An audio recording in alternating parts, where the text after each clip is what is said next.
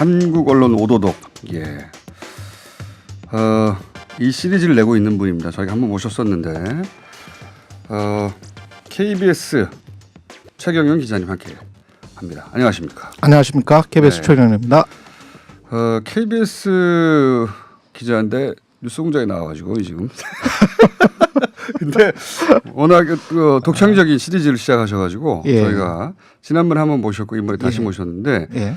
한국 언론들이 보도 관행에 대해서 이제 짚어보시려고 하시는 것 같아요, 그죠? 그렇습니다. 문제 의식. 예. 근데 그 중에서도 최근에 시리즈는 경제 관련 보도 예.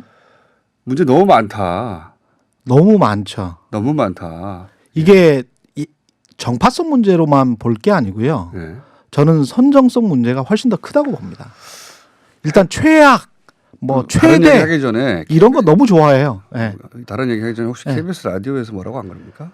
김경래 최강 시사 예. 부장님께서 굉장히 싫어하세요. 그래서 제가 이야기했어요. 일단 인지도부터 띄우자. 지금 같은 시간에 라이벌 프로그램이거든요. 네. 예. 인지도부터 띄우자. 우리는 지금 굉장히 차이가 나기 때문에 인지도를 띄워야 된다. KBS 지금 시간에 최강 시사 하고 있습니다. 예. 거기 나가셔야 되는 분인데 예. 뉴스공장에 나오셔가지고 저는 KBS 라디오에서 뭐라고 할 것 같은데 생각은 일단 들었습니다만. 자주 알리자.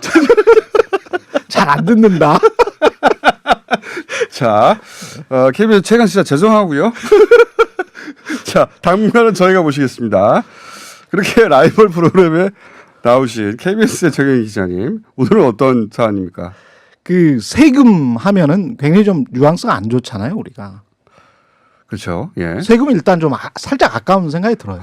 그렇죠. 근데 예산 뭐 이러면 뭐 이거 제대로 잘 집행하면 괜찮겠다 뭐 이런 생각이 들거든요. 예. 근데 거기에다가 조합을 해서 세금을 펑펑 쓴다. 예. 그럼 굉장히 화나죠. 그렇죠.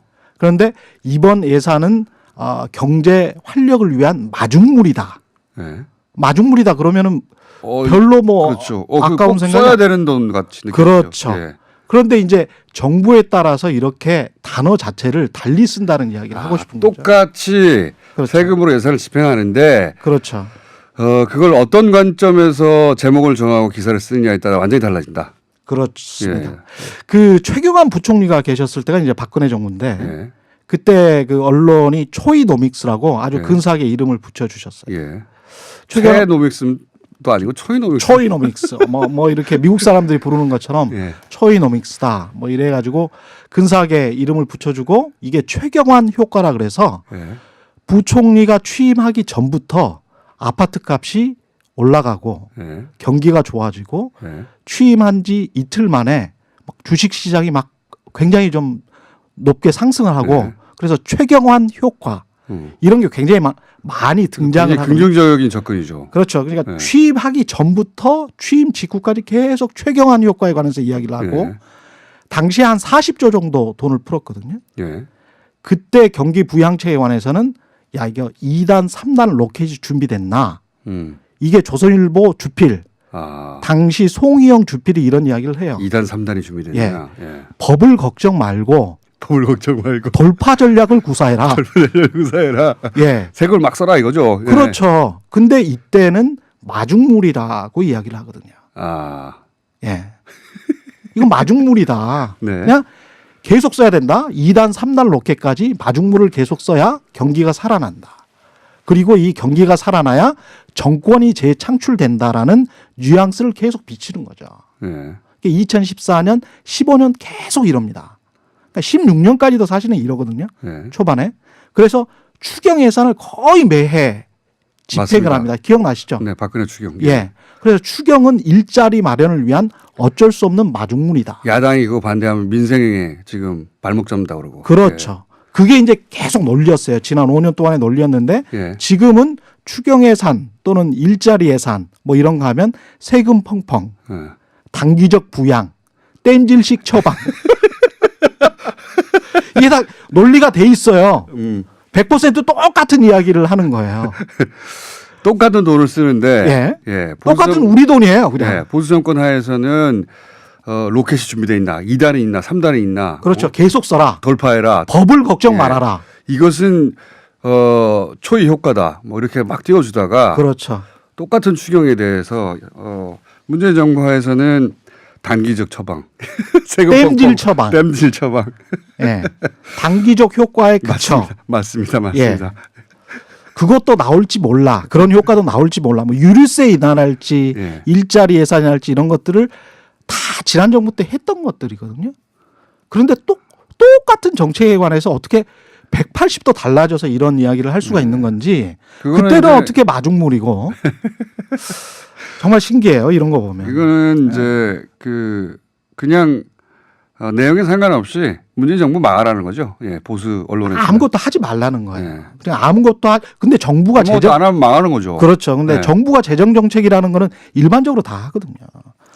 대만 같은 나라도 전 국민한테 상품권을 한 10여만 원을 쫙 지급해 준 적도 있어요. 초이노믹스라는 게 결국은 빚내서 집 사라는 거 아니었습니까? 그때 그런 정책이었죠. 예. 그래가지고 가계 부채가 뭐 한 2배 이상 증가율이 2배 이상 높아졌던 시기였거든요.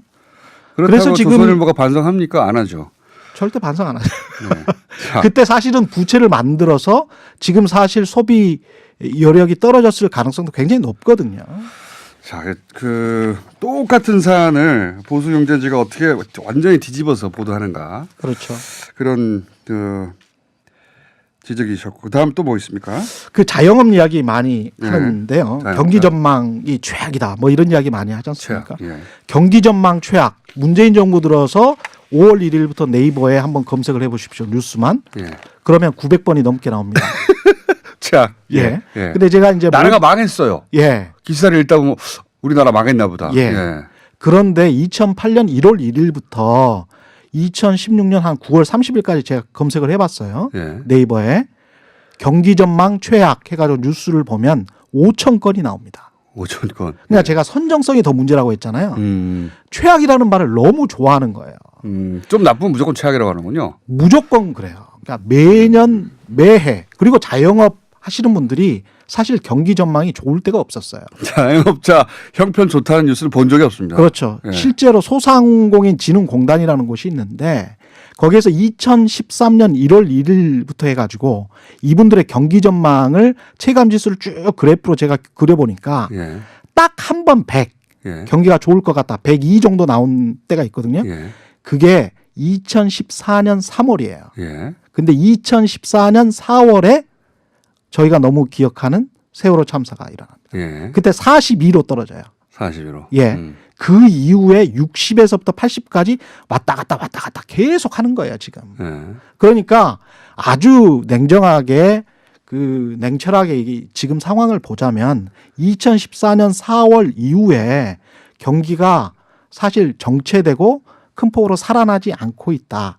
자영업들이 힘든 거는 맞다. 예. 근데 굉장히 좀 안 좋은 상황으로 가고 있는데 그 상황들이 언제 어떤 요인들 때문에 생긴 건지는 상당히 좀 공부를 해봐야 된다. 그런 상황인 거죠. 그런데 언론은 항상 좀 나쁘면 최악이라는 단어를 붙이기 시작한다. 예. 그렇죠. 무조건 최악이라 그러는 거예요. 그러니까 전달 대비 최악, 무슨 뭐 몇 년 만에 최악 뭐 이러는데 예. 그것들을 곰곰이 보면 그게 비교하는 기준이 왔다 갔다 하는 거죠. 이렇게 최악이라는 단어는 정해놓고 그렇죠. 최악인 구간을 정하는 거고. 그렇죠.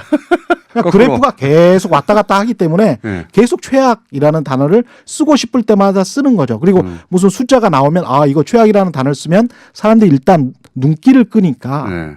그런 선정성 때문에 저는 이런 기사를 많이 쓴다고 봅니다. 일단 최악을 먼저 쓰고 구간을 나중에 정한다. 그렇죠. 최악의 구간을 뽑아내는 거죠. 혹은 최악의 수치를 뽑아내거나 그런 보도 태도가 있다. 또 어떤 게 있습니까? 시장이라는 이야기 있지 않습니까? 네, 시장. 시장에 정부가 개입해서는 안 된다. 이게 거의 당위적인 이야기잖아요. 그렇게 지금 주장하죠. 예. 그렇죠. 그런데 곰곰이 한번 봐보세요. 시장에 정부가 개입해서는 안 된다라는 말을 할 때 부동산 시장을 인위적으로 개입해서 재건축 규제를 완화한다든지 예. 취등록세를 경감한다든지 이럴 때 한국 언론이 시장에 개입해서는 안 된다 이렇게 말을 하는지 안 하죠. 절대 안 합니다. 예. 대기업 규제 완화랄지 대기업의 세제 완화랄지 예. 배당 소득세를 완화한다할지 예. 다 지난 정부 때 했던 이야기들. 대기업한테 좋게 예. 규제를 풀어주는 거죠. 시장을 개입해서. 그렇죠. 예. 그런 것들은 시장 개입이다 이런 이야기를 절대 안 해요. 그때는 규제 혁신. 맞습니다. 예, 규제 혁신이에요. 그런데 이제 편의점에 예. 그 거리 제한 두는 거. 그렇죠.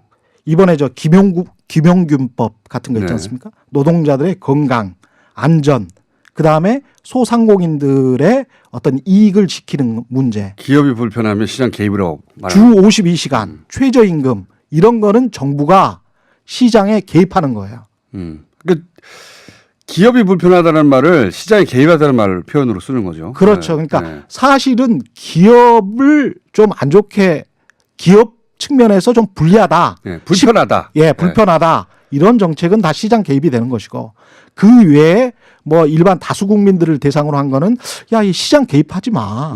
가만 놔둬. 그 기업이 편하게 해주는 것은 규제 개혁이라고 부르고 그렇죠. 똑같이 정부가 시장의 룰에 개입하는 것인데 예. 아, 아파트 가격이 오르고 있으면 그것도 맞는 말씀입니다. 그거를 뭐 이렇게 저지하려고 하면 그거는 시장 개입이야.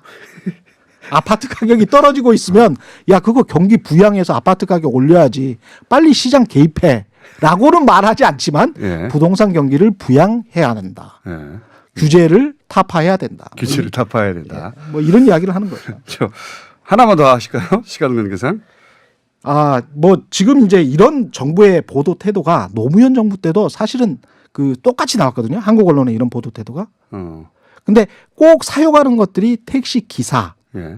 그냥 수단적으로 사용해요. 재래시장 상인, 자영업 하시는 분들, 이런 분들을 서민을 수단으로 사용해서 이분들이 항상 어려워요. 맞습니다. 그래서 2006년도에 저희가 경제 성장률이 한 5%가 훨씬 넘었는데 예. 이때 택시기사 월급이 뭐 100만 원도 안 된다. 지금도 마찬가지입니다. 예. 2012년도에 같은 질문을 해도 택시기사들은 어렵다고 합니다. 열의 9분은 너무 힘들어 죽겠어요. 예. 라고 이야기해요. 그러면서 한마디 뒤에 붙입니다. 대통령을 잘못 뽑아서. 그렇다고 이명박 박근혜 정부 때 그게 올라간 것도 아니에요. 근데 이명박 박근혜 정부 때는 그런 보도를 안 해요. 아하.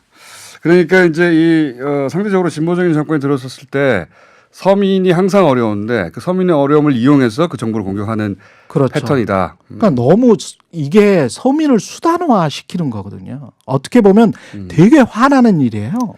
맞습니다. 기자님, 저희는 앞으로도 계속 모실 텐데 최강 시사하고의 관계는 알아서 풀어주십시오. 최강 기사도 좀 들어주십시오. 없어. 자, 오늘은 여기까지 하고 예, 저희가 정기적으로 모시려고 하거든요. 아유. 예. 이 정도면 충분히 알려졌다 하면 이제 떠나시겠죠. 자, 오늘 여기까지 하겠습니다. KBS 저널리즘 제2에도 나오십니다. KBS의 최경영 기자였습니다. 감사합니다. 고맙습니다.